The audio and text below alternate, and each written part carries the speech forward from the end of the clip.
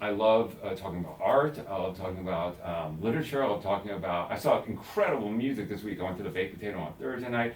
I went to last week. That was at the Hammer. There was music. Friday night, I saw Joshua White play. Thursday night was Danny Janklow, and it's just like there's a vibe and a feeling and a spirit to it. Yeah, the people I went with, like I don't even think I understand how jazz has evolved, but when I see the passion with which these people on stage communicate with each other and their vocabulary and the way that, like, there was this xylophonist on Friday, and Joshua White would play a note, and he would just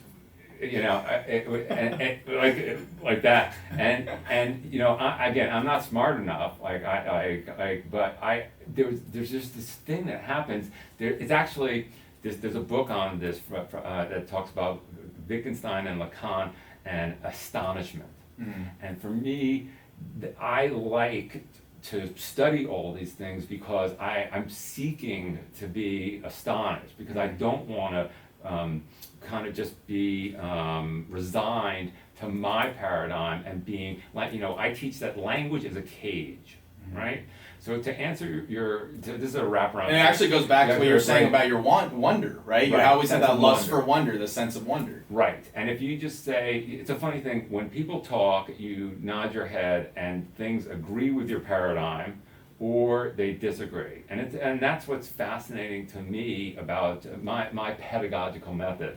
When I teach, I have to build trust with someone, which is usually done through like storytelling in some way. Everyone loves Once Upon a Time. Sure. So, and then at some point in time, you can rock their world with saying something like, "Oh, language is a cage.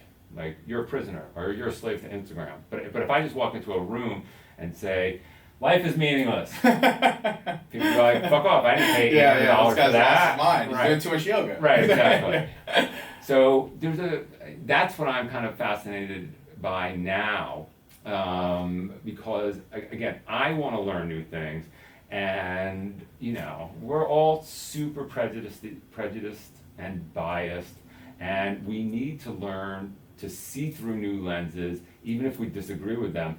And if you want to wrap that around to the fucked up conundrum or dialectic or problem in America today, is because we basically think, like, Republicans think that people like me are ignorant, and Democrats we look down our noses and think that they're uneducated or whatnot. Sure. And so until we can sit with each other and not think the other person's a fucking idiot, we're moving towards a civil war.